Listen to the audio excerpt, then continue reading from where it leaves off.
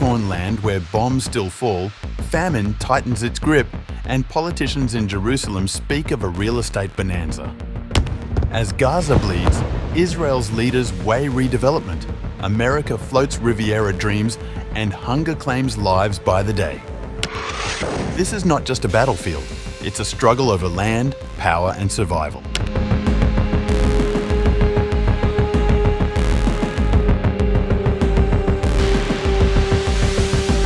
Israel's Finance Minister Bezalel Smotrich has drawn fresh controversy with remarks describing Gaza as a real estate bonanza. Speaking at a property conference in Tel Aviv, the far-right minister suggested Israel is already discussing post-war plans for the enclave with the United States. There is a real estate bonanza in Gaza that pays for itself, and I have already started negotiations with the Americans. We have poured a lot of money into this war. We have to see how we are dividing up the land in percentages. The demolition, the first stage in the city's renewal, we have already done. Now we just need to build. His comments echo earlier ideas floated by US President Donald Trump, who has promoted turning Gaza into an American-controlled Riviera. According to the Washington Post, the Trump administration has weighed a plan to administer Gaza for a decade, with a portion of the population offered financial incentives to permanently relocate. Palestinians, Arab states, and much of the international community reject such proposals as forced displacement. Prime Minister Benjamin Netanyahu has publicly insisted Israel does not intend to resettle Gaza. Yet several coalition ministers, particularly on the far right, continue to advance visions of dividing or redeveloping the territory. Smotrich also criticized Netanyahu's recent warning that Israel risked isolation and might need to become a super Sparta. The finance minister dismissed the analogy, saying he really did not like the comparison. Netanyahu's remarks unsettled markets earlier this week, prompting a sell-off on the Tel Aviv Stock Exchange before he moved to reassure investors.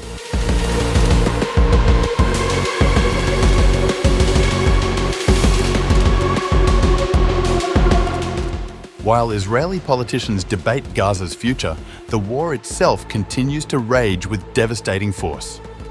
On September 17th, dozens of Palestinians were reported killed in fresh Israeli strikes across the enclave, as the Israel Defense Forces intensified a major offensive on Gaza City.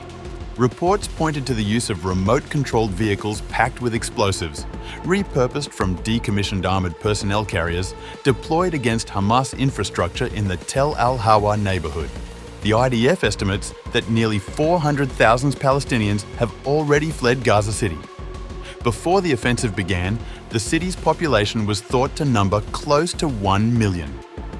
Despite evacuation orders, Gaza City remains crowded, with many residents fearful of displacement or unable to escape. The pace of departures south has quickened in recent days. For months, the only way out was the Rashid Coastal Road, now routinely clogged with traffic. On Wednesday, the army announced a second corridor along Salah ad-Din, Gaza's main north-south highway. That route, the military said, will remain open until noon on Friday. But beyond the evacuations, the humanitarian crisis grows ever deeper. Gaza's health ministry reported that since October 2023, Israel's campaign has killed more than 65,000 Palestinians and injured over 165,000 others. In the past 24 hours alone, 98 people were killed and 385 wounded, the ministry said. Among the dead are thousands struck while waiting for food aid. Officials claim that since late May, more than 2,500 people have been killed and over 18,000 injured in such incidents. Hunger itself has become deadly.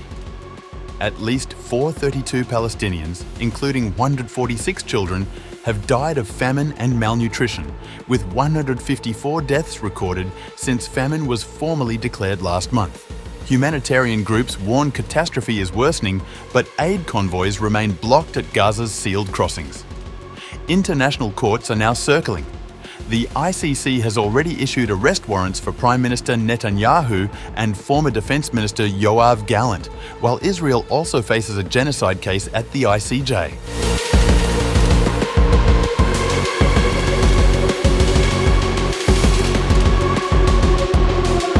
Beyond the battlefield, Israel is facing mounting criticism over its treatment of Palestinian prisoners.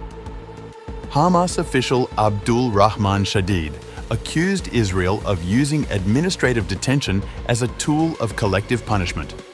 These new administrative detention orders against hundreds of prisoners in the occupied West Bank are part of a systematic policy aimed at prolonging their detention without trial or charge. This constitutes a flagrant violation of all humanitarian standards, norms, and international law. Administrative detention is used as a tool of collective punishment to suppress the Palestinian people and deprive them of their freedom. Shadid claimed that more than 3,577 Palestinians are currently being held in administrative detention, with detainees allegedly subjected to torture, starvation, deprivation, and medical neglect. Meanwhile, the humanitarian situation in northern Gaza is spiraling. The UN's Office for the Coordination of Humanitarian Affairs issued a stark warning after Israel closed the Zikim crossing on September 12th. There are grave concerns over fuel and food stock depletion in a matter of days, as there are now no direct aid entry points into northern Gaza, and resupply from south to north is increasingly challenging due to mounting road congestion and insecurity. Hundreds of thousands of civilians remain trapped in Gaza City, many unwilling or unable to flee.